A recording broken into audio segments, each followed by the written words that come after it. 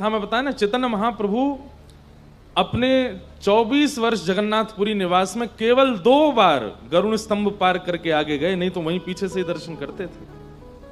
जबकि वहां से कितनी दूर दिखते हैं जगन्नाथ जी, क्योंकि कहीं ना कहीं वियोग में, कहीं ना कहीं विछोह में उत्कंठा, तड़प बढ़ती है मिलन की।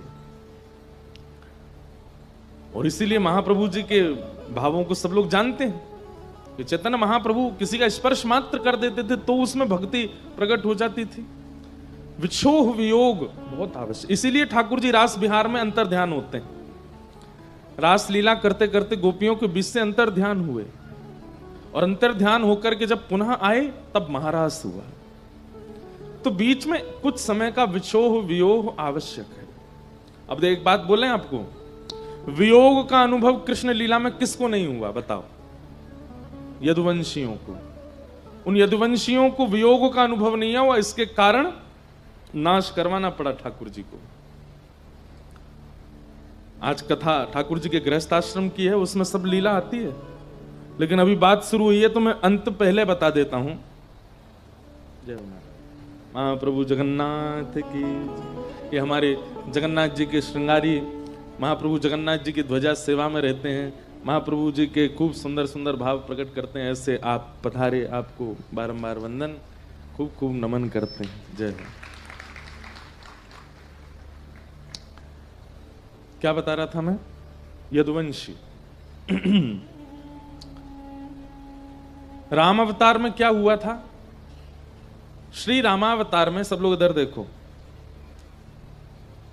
भगवान जब रावण से युद्ध करने जा रहे थे, अब आपको आश्चर्य नहीं होता, वानरों की सेना लेकर के गए। इतने बड़े बड़े राक्षसों से युद्ध करने के लिए ठाकुर जी वानरों की सेना लेकर के गए। जो रामावतार में हुआ वही कृष्णावतार में हुआ क्या कि जब राम रावण युद्ध के लिए वानर सेनाओं का चयन किया गया तो श्री राम जी ने अपने जैसा बल समस्त वानरों को प्रदान कर दिया। मतलब भगवान में जो 6 भग होते हैं, 6 ऐश्वर्य होते हैं, और जिन शक्तियों से साक्षात भगवान नियुक्त होते हैं, उन सब भक्तियों का अंश वानरों को दिया ठाकुर जी ने, ताकि वे युद्ध कर सकें। नहीं तो रावण की सेना कोई सामान्य नहीं थी। जिनके नगर की रक्षा करने वाली द्वारपाल पे बैठी हुई, द्वार पर बैठी हुई लंकिनी इतनी खतरनाक थी। सोचो, द्वारपाल इतना खतरनाक है तो भीतर रहने वाले लोग कितने खतरनाक। उनसे वानर युद्ध कर रहे हैं। वानरों में इतनी शक्ति होती है? नहीं होती। राम जी ने अपनी शक्ति से युक्त किया वानरों को। इसीलिए हनुमान जी महाराज कहते हैं तब प्रताप रघुनाथ। ये मेरा बल नहीं है, ये राम जी का बल है। लेकिन राम लीला में अद्भुतता यह हुई कि राम रावण युद्ध के बाद वानरों ने उन शक्तियों को वापस कर दिया, ठाकुर जी के चरणों में निवेदित कर दिया। बोले नाथ, आवश्यकता के लिए आपने हमको योग्यता प्रदान की, अब वही योग्यता हम आपको वापस कर रहे हैं, ये शक्ति हमारी नहीं है। ठीक वैसे ही भगवान ने यदुवंशियों को अपनी शक्ति प्रदान की। जैसे भगवान श्री कृष्ण हैं चतुर्भुज रूपधारी, वैसे ही सब यदुवंशी हैं। भगवान के दूर के रिश्तेदार यदुवंशी जहां जहां तक हैं, सब भगवान के समान हो गए थे पृथ्वी के भार को हल्का करने के लिए। लेकिन पृथ्वी का भार हल्का हो गया, उसके बाद यदुवंशियों ने शक्ति वापस नहीं की ठाकुर जी को, बल्कि अभिमान करने लगे। किसी के घर में ब्याह है तो वो कहते अरे भैया द्वारिकाधीश कृष्ण को निमंत्रण करना है, तो यदुवंशी क्या कहते? उनको क्या बुलाओगे? हम आ जाते हैं। ये देखो हमारे पास भी सुदर्शन चक्र है, हमारे पास भी चतुर्भुज हैं, हम भी नील मणि जैसे हैं। कहने का अभिप्राय शक्ति प्रदान प्रभु ने सतयुग में, त्रेता में भी की है, लेकिन त्रेता के वानरों ने शक्ति को वापस किया। शक्ति प्रदान द्वापर में भी की है, लेकिन यदुवंशियों को उसका अभिमान हो गया, इसलिए भगवान को नाश करवाना पड़ा। विचार कीजिएगा इस विषय पर। आपके पास जो भी शक्तियां हैं, ये सब ठाकुर जी ने दी हैं, चाहे वो देखने की, सुनने की, पाने की, करने की, सोचने की, समस्त शक्तियां ठाकुर जी ने दी हैं। उन शक्तियों से अपने जीवन को, अन्यों के जीवन को और संसार को सुदृढ़ बनाओ। लेकिन जैसे सुदृढ़ होता दिखे उन शक्तियों को धीरे धीरे ठाकुर जी को निवेदित करते रहो। नाथ, इसकी आवश्यकता अब मुझे नहीं है, ये परिपूर्ण है। क्योंकि कहीं ना कहीं ठाकुर जी के द्वारा दिए गए बल का जब आप अतिभोग करते हैं तो यदुवंशियों के साथ जो हुआ वो हमारे साथ भी होगा, नाश। मुझ में बोलने की शक्ति है, आप में कुछ करने की शक्ति है, कुछ किसी में कुछ सोचने की शक्ति है, किसी पर धन की शक्ति है, किसी में शारीरिक बल की शक्ति है। उसका एक समय तक उपभोग करने के बाद फिर श्री जगन्नाथ महाप्रभु को निवेदित कर देना चाहिए। हे महाप्रभु जी, अब इसका अधिकार आपका है, हमारा जीवन यापन हो चुका, अब हमें इसकी आवश्यकता नहीं है। तब ठाकुर जी आनंदित होते हैं, बोले देखो ये अच्छा है। इसलिए हनुमान जी ठाकुर जी के परम सखा हैं, हनुमान जी ठाकुर जी के परम शिष्य हैं। क्यों? क्योंकि बल होते हुए भी उस बल का कभी अतिक्रमण नहीं किया अपने जीवन में।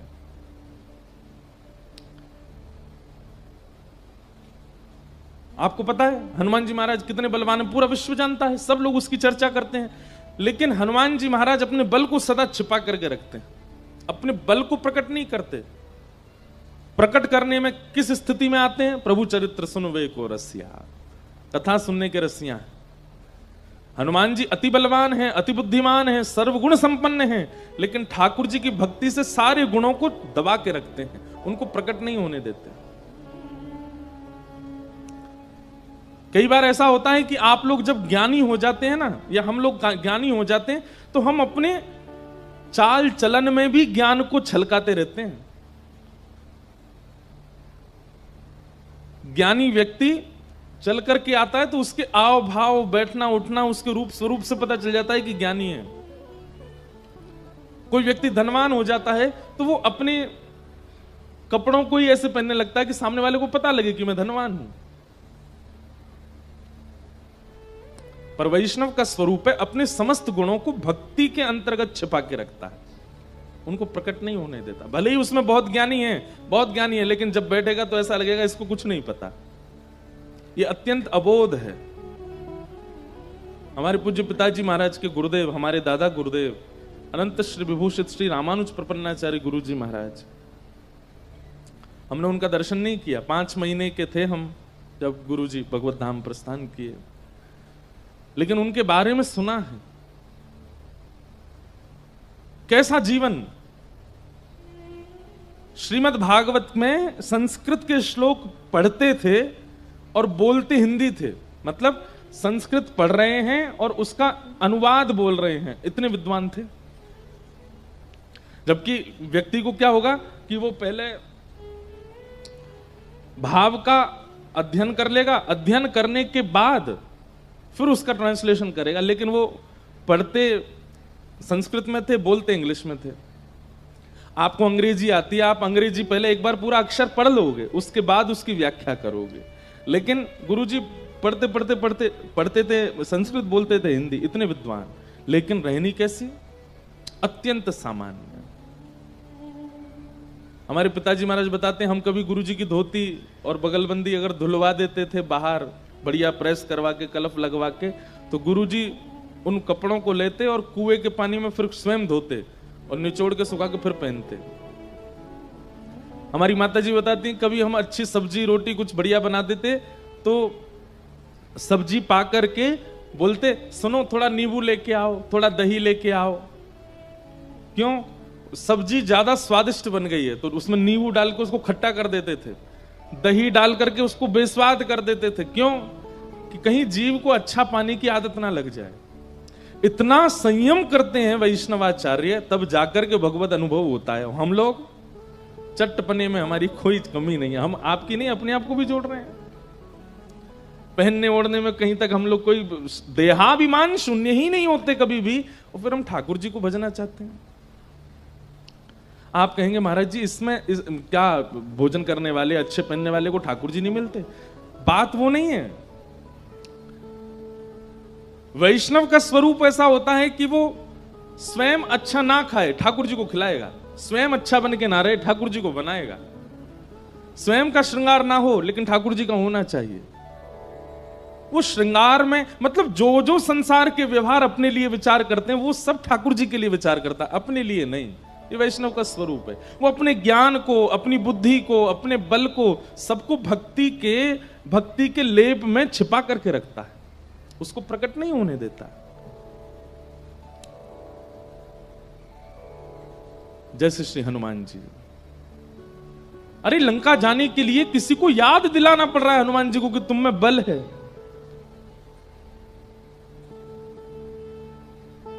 ऐसे श्री हनुमान जी क्यों? भक्ति में रमे रहते हैं, भक्ति में ओतप्रोत हैं।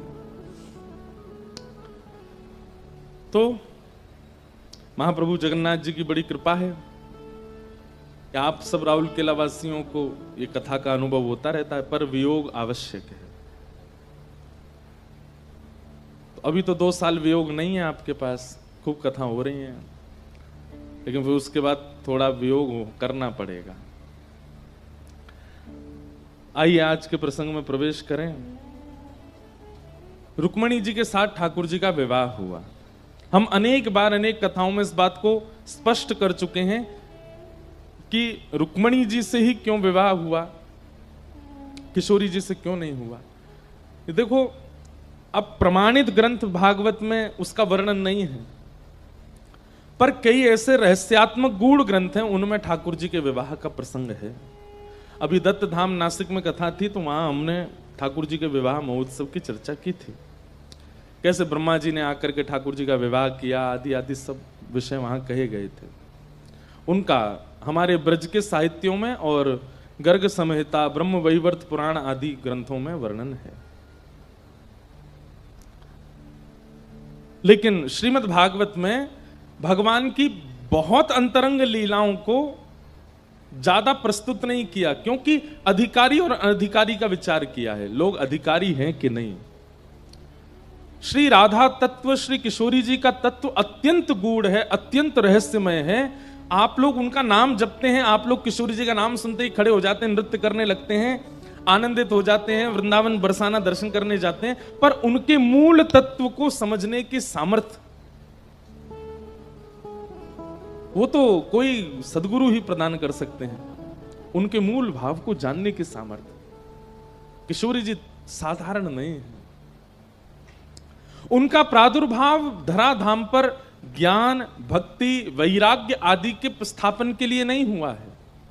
किशोरी जी का प्रादुर्भाव धराधाम पर केवल और केवल रसिक जनों को प्रेम रस पिलाने के लिए हुआ है। रसिक कौन है?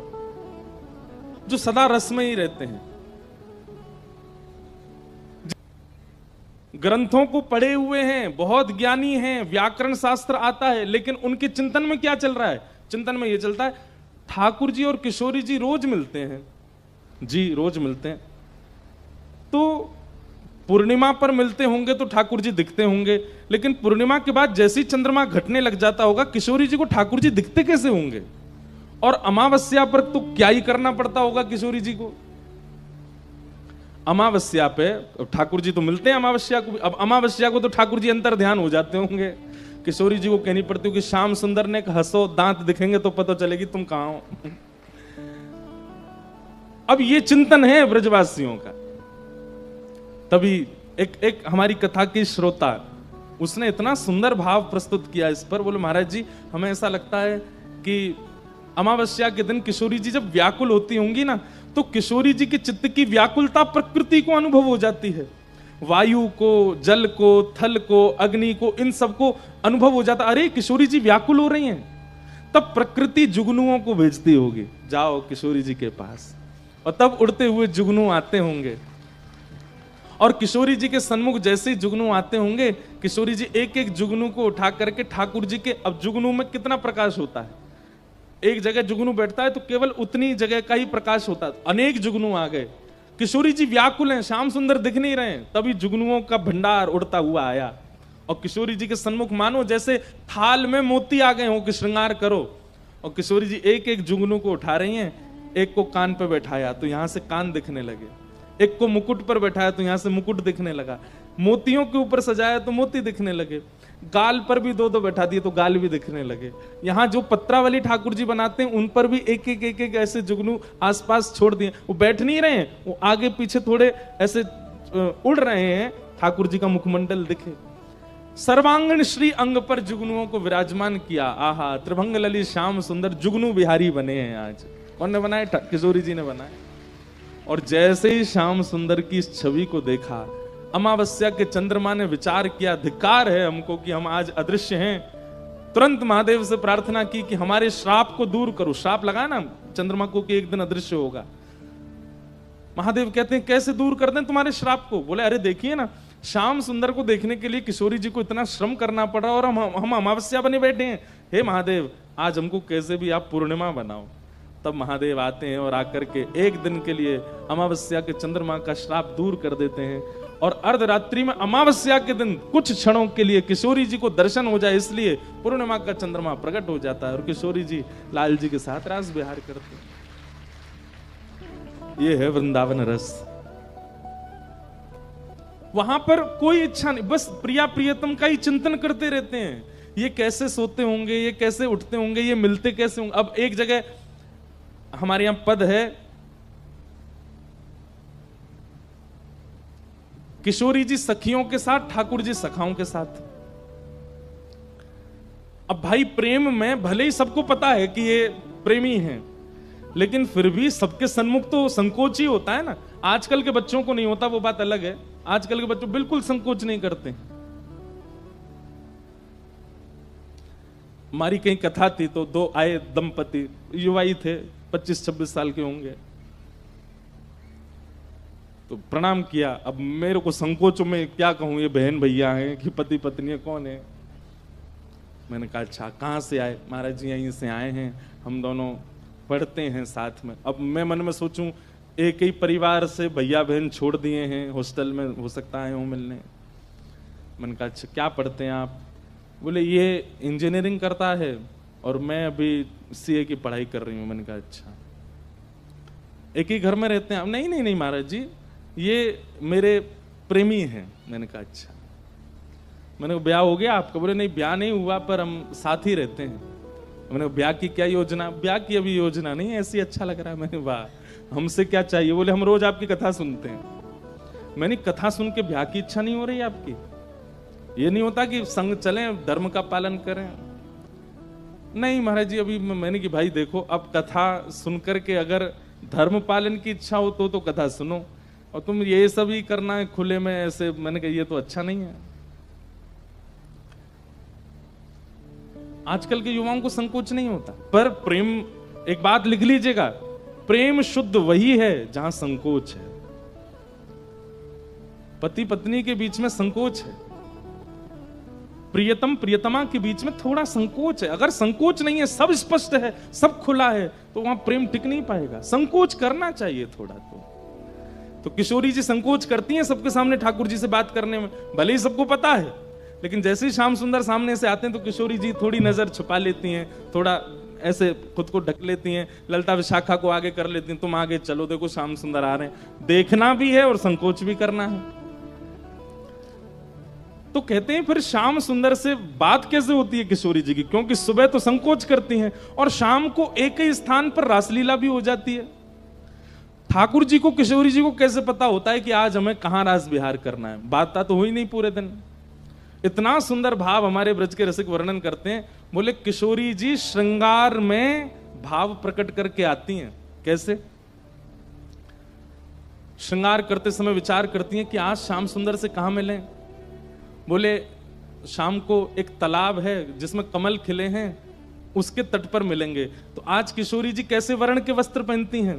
बोले नीले वर्ण के वस्त्र पहनती हैं। इससे ठाकुर जी को संकेत हो जाएगा ये तालाब या नदी का संकेत कर रही हैं।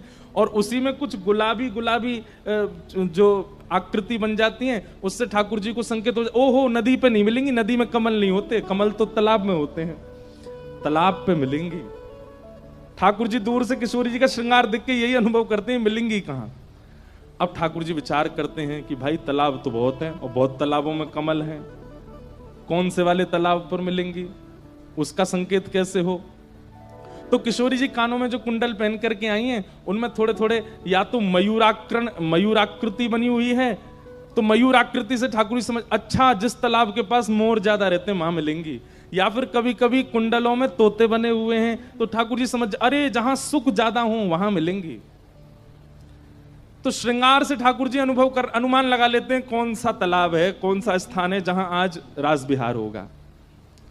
उसके बाद ठाकुर जी ये संकेत पूछ रहे हैं कि हम अकेले आए कि मधुमंगल, श्री दामा इन सबको संग लेके आए। तो किशोरी जी के मुखमंडल को देख करके ठाकुर जी अनुभव करते हैं केवल एक बिंदी लगी हो तो किशोरी जी संकेत कर रही है किसी को नहीं लाना है, एकांत मिलन होगा।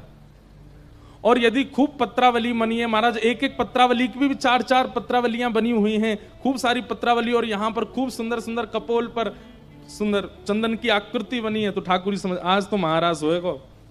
मधुमंगल श्री दामा को ठाकुर आज तैयार रह जाइयो, रात में आनो है। देखो किशोरी जी ऐसो भरो श्रृंगार करके आई हैं, या तो संकेत कर रही हैं कि आज शाम को रास विहार होएगा।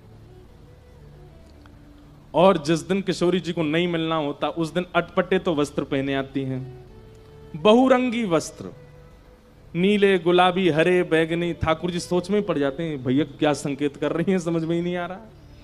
और मुखमंडल पर एक भी पत्रावली नहीं होती। अब ठाकुर जी सोच रहे हैं कि भाई ये क्या संकेत है। और उस दिन सबसे बड़ा संकेत क्या होता है, किशोरी जी ठाकुर जी को देखती ही नहीं है, निहारती नहीं है। ठाकुर जी समझ जाते हैं आज मान कर गई है भैया, ये तभी कोई संकेत नहीं है। फिर ठाकुर जी मान लीला को भंग करने के लिए कुछ ना कुछ योजना बना। अब ये प्रिया प्रियतम का सुख विलास है जिसमें वृंदावनी सदा रमे रहते, बड़े बड़े ज्ञानी, बड़े बड़े वैरागी, बड़े बड़े विरक्त छके रहते हैं ऐसे भावों में।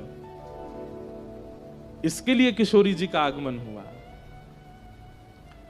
इसलिए रुक्मणी कृष्ण विवाह का प्रसंग भागवत जी में कहा गया, क्योंकि इसमें आप सब प्रवेश कर सकते हो। प्रिया प्रियतम के सुख विलास में सबका प्रवेश नहीं हो सकता। तो रुक्मणी जी के साथ ठाकुर जी का विवाह हुआ। आज तो भैया सूर्य नारायण बहुत ही जोर से चमक रहे हैं आकाश में, सब बहुत परेशान हो रहे हो। चिंता मत करो, अभी छटपट कथा पूरी करते हैं। नहीं पजर जाओगे सबरे, ब्रजभाषा में जलने को बोलते हैं पजर गए हो। क्या बोले हैं? पजर गए हो। तो भगवान के रुक्मणी जी के साथ में विवाह हुआ, क्योंकि मूल तत्व तो नारायण है। नारायण का विवाह लक्ष्मी से होता है। दूसरा विवाह ठाकुर जी का जामवती के साथ हुआ। तीसरा विवाह सत्यभामा के साथ हुआ। अच्छा एक बात बोले, आपको तो फिर भी इतने का हवा लग रही होगी, हमारे तो एसी बंद ही पड़े हैं, पता नहीं क्या हो गया इनको। अब हम ऐसे तो बोल नहीं सकते ठीक करो, तो ऐसे ही बता रहे हैं।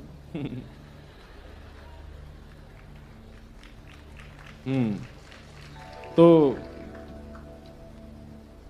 अब मुखिया को ही जब इतनी परेशानी होगी तो फिर बाकी के सब कैसे करेंगे। थोड़ा इधर घुमा दो, बस ठीक, थोड़ा नीचे कर दो। चल, तो क्या बता रहे थे? हाँ, अब जब तक ब्रज की बात चल रही तब तक नहीं लगी हमको गर्मी। जैसे ही वहां से वापस आए तो लगा कि एसी तो चले ही नहीं रहे हैं। रुक्मणी जी के साथ में विवाह हुआ। दूसरा विवाह ठाकुर जी का जामवती के साथ, तीसरा सत्यभामा के साथ, चौथा कालिंदी यमुना के साथ। भगवान के बंधुओं, ये अष्ट प्रमुख विवाह हैं। बहुत ध्यान से सुनिएगा। ये 8 पत्नियां कौन कौन हैं? 5 तो प्रकृति हैं, पृथ्वी, अग्नि, जल, वायु, आकाश। और 3 जो हैं ये भीतर की प्रकृति है, मन, बुद्धि और अहंकार। ये भगवान की अष्टपटरानियां हैं।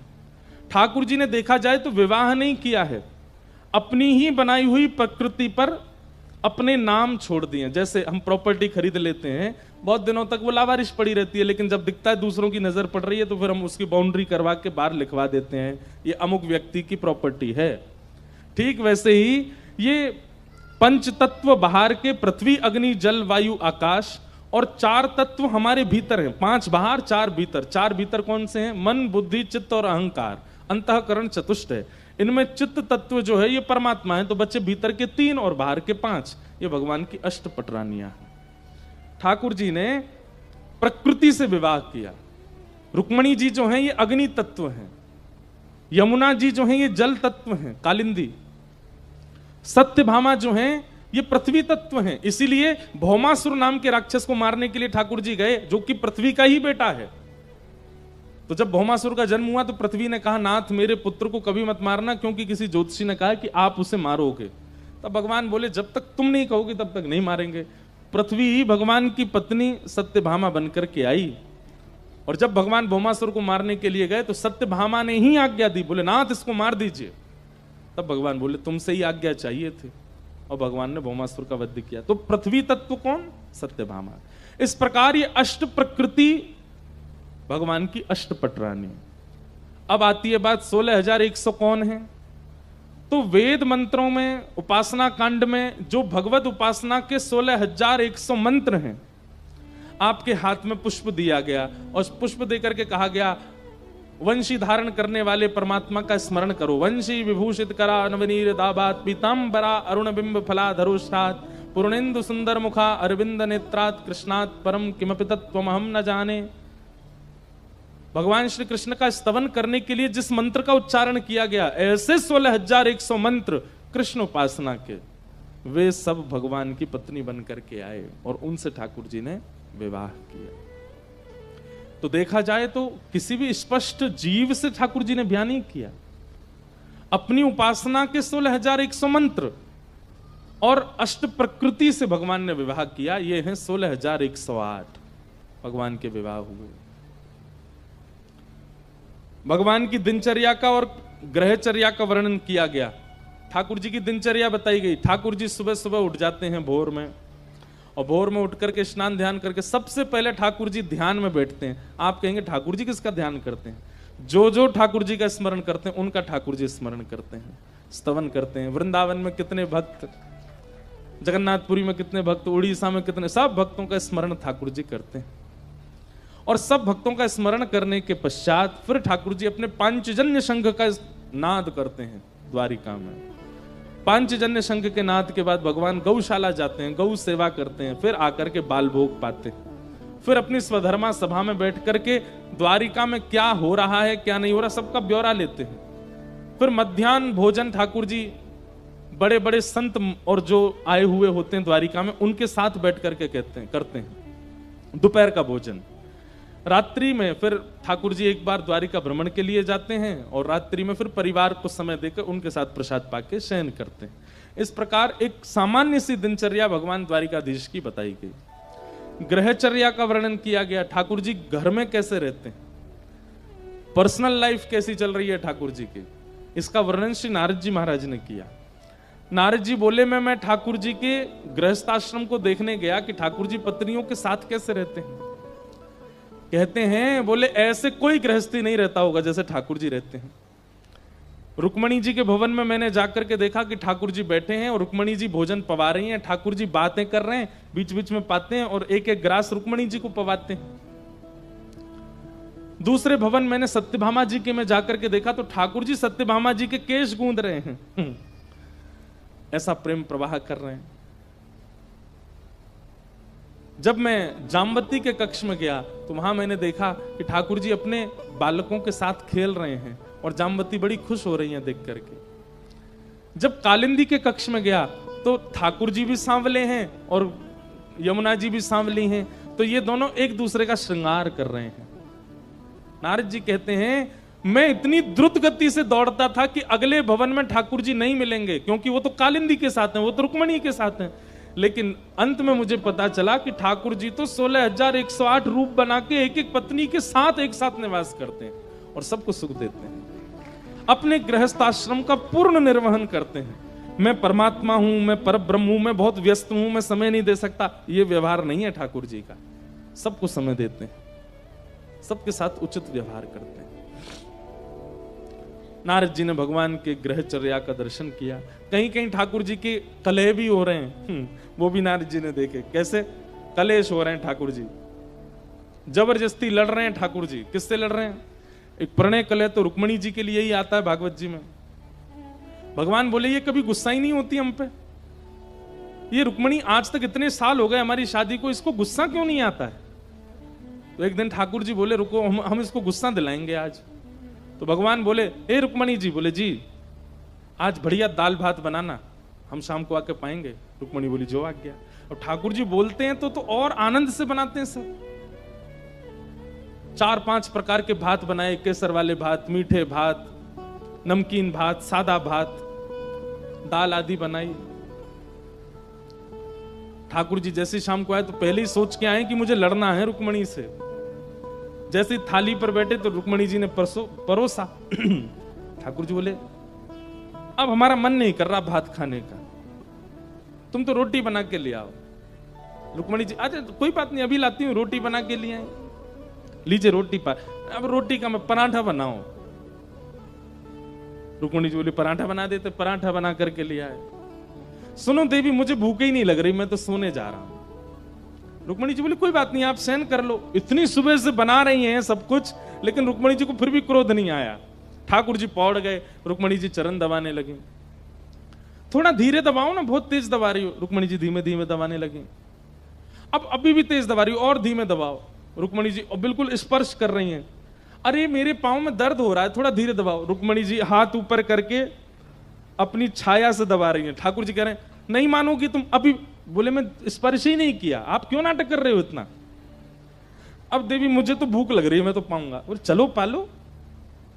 अंत में ठाकुर जी ने हाथ पकड़ा, तुम क्रोध क्यों नहीं कर रही हो हम पे, हम तुमसे इतना लड़ने का प्रयास कर रहे हैं, ये करते हो, तुम लड़ती नहीं हो हमसे।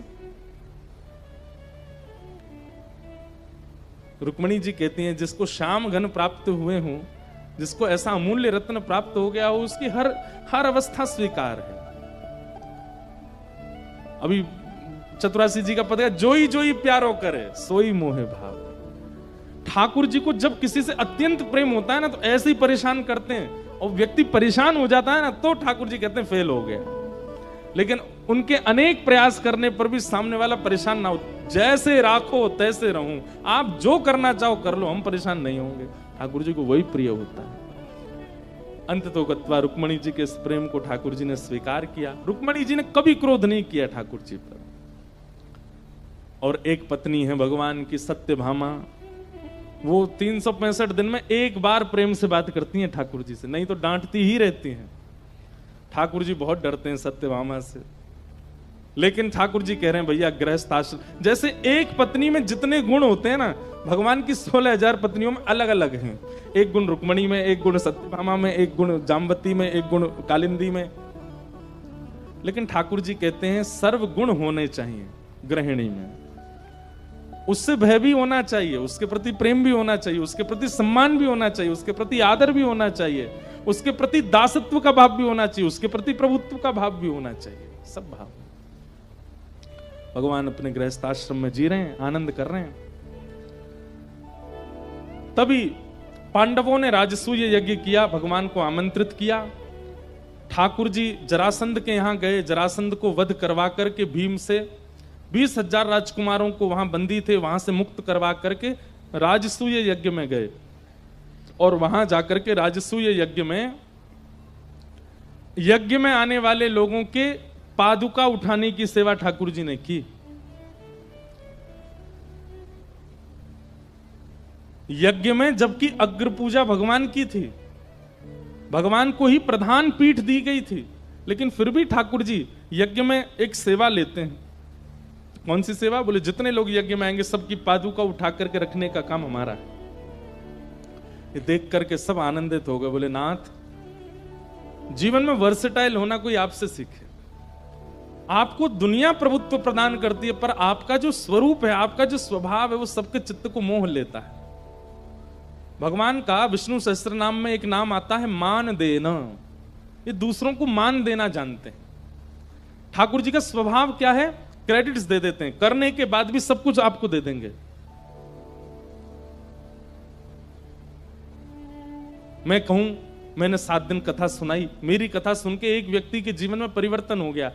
जगन्नाथ जी मंद मंद मुस्काएंगे, हम बे तेरी कथा से हुआ है।